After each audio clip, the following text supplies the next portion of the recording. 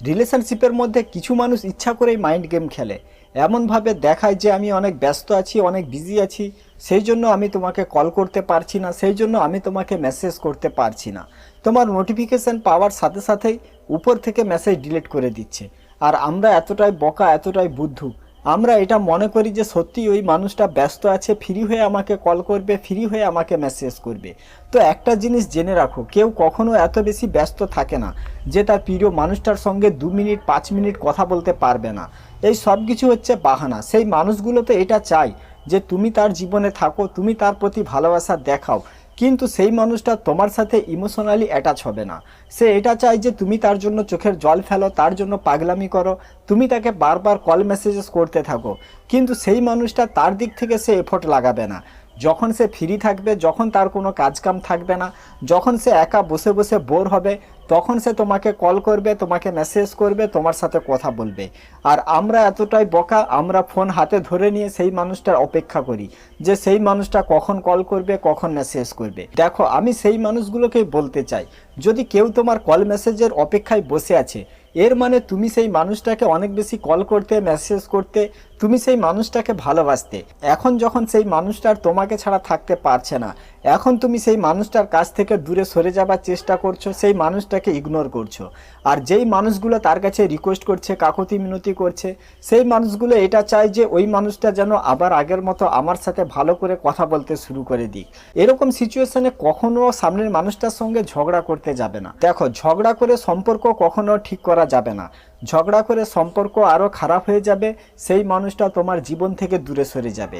যদি সেই মানুষটার মনের মধ্যে এমন চিন্তাভাবনা থাকে যে সেই মানুষটা তোমাকে ছেড়ে চলে যাবে, তখন যদি তুমি তার সঙ্গে ঝগড়া করতে যাও, তখন ডেফিনেটলি সেই মানুষটা তোমাকে ছেড়ে চলে যাবে।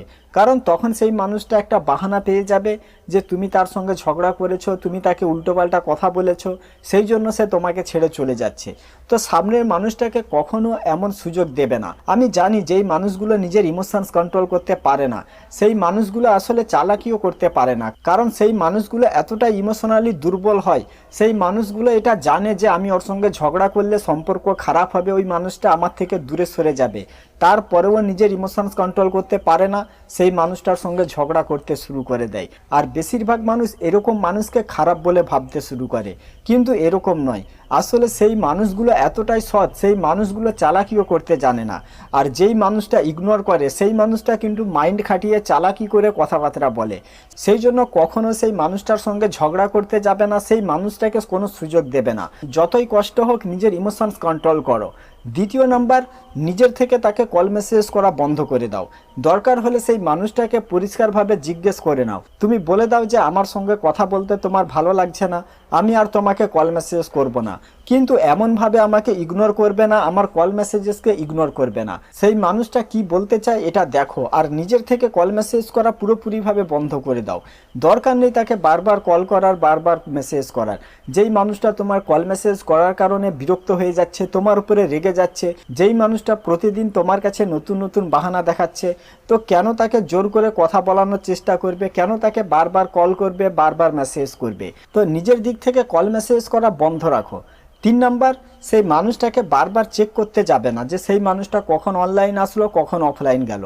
যখন তুমি বারবার চেক করবে, তখন তোমার মেন্টাল হেলথ খারাপ হবে, তুমি তার উপরে রেগে যাবে, তোমার দুঃখও হবে, তোমার কষ্টও হবে, আর তুমি নিজেকে কন্ট্রোলও করতে পারবে না।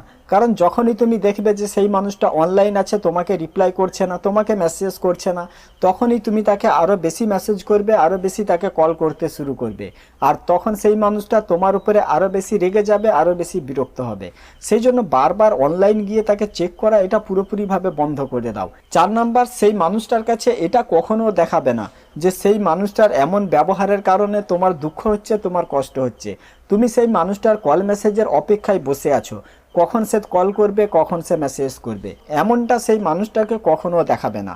তার কাছে এটা দেখাও যে তুমি ব্যস্ত আছো, তুমিও কাজের মধ্যে রয়েছো, তোমার হাতেও এখন এত বেশি সময় নেই যে তুমি তার সঙ্গে সারাদিন কথা বলবে, সারাদিন তুমি তার অপেক্ষা করবে। যেগুলো জিনিস তুমি এতদিন পর্যন্ত সেই মানুষটাকে দিয়ে এসেছো, সেটা সময় হোক বা অন্য যে কোনো হোক, তো সেইগুলো জিনিসই তার চোখের কাছ থেকে পুরো গায়েব করে দাও, তার কাছ থেকে দূরে সরিয়ে নাও, তার কাছ থেকে কাড়িয়ে নাও। তখন সেই মানুষটার মাইন্ড আবার এটাই চাইবে যে আমার সামনে ওইগুলো জিনিস আবার নিয়ে আসো, আমার সামনে যেন ওইগুলো ঘটনা আবার আমি ঘটতে দেখতে পাই, যেইগুলো ঘটনা আমার সঙ্গে ঘটছিল, যেইগুলো জিনিস আমার কাছে ছিল, যেইগুলো কাজ তুমি আমার জন্য করছিলে, আমি আবার এটা চাই তুমি আবার আমার জন্য ওইগুলো কাজ সব কিছুই করো।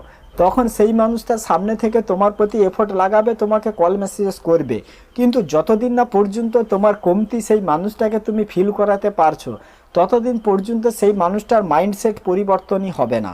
কারণ ভালোবাসায় সব কিছু হচ্ছে ভাবনার মধ্যে হয়ে থাকে। তো ভালোবাসার সাইকোলজি বোঝার চেষ্টা করো। প্রত্যেকটা মানুষ কিন্তু এটা চায় যে আমার জীবনে এরকম কেউ থাকবে যে আমাকে অনেক ভালোবাসবে, কিন্তু যখন তার জীবনে এরকম কেউ চলে আসে, তখন সেই মানুষটা তাকে ইগনোর করতে শুরু করে। প্রয়োজনের বেশি তাকে সব কিছু দেবার চেষ্টা করবে না, সব কিছু দেবে না। কোনো একটা মানুষকে যদি অনেক বেশি খিদা পায়, তার কাছে যদি তুমি প্রয়োজনের বেশি খাবার রেখে দাও, তখন সে তার পরিমাণ মতো খাবে, বাকিটা ছেড়ে দেবে।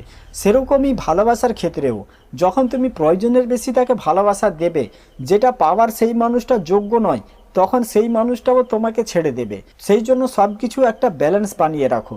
তো প্রথমে সেই মানুষটার সঙ্গে ঝগড়া করতে যাবে না, তার সঙ্গে ঝগড়া করা বন্ধ করে দাও। দ্বিতীয়, নিজের থেকে তাকে কল মেসেজ করবে না। দরকার হলে সেই মানুষটাকে পরিষ্কার জিজ্ঞেস করে নাও যে সেই মানুষটা কি চায়। 3 নাম্বার, সেই মানুষটাকে তুমি যেগুলো জিনিস সহজেই দিয়ে যাচ্ছিলে, সেই সব কিছু জিনিস তার কাছ থেকে গায়েব করে দাও, তার চোখের কাছ থেকে দূরে সরিয়ে দাও। তখন আবার সেই মানুষটা সেইগুলো জিনিস পাওয়ার চেষ্টা করবে। ঠিক আছে, তো আজকের ভিডিওটা এখানে শেষ করছি। সবাই ভালো থাকবেন। ভিডিও ভালো লাগলে চ্যানেলটা সাবস্ক্রাইব করে রাখবেন, আর ভিডিওটা বন্ধুবান্ধব বান্ধবীদের সাথে অবশ্যই শেয়ার করে দেবেন।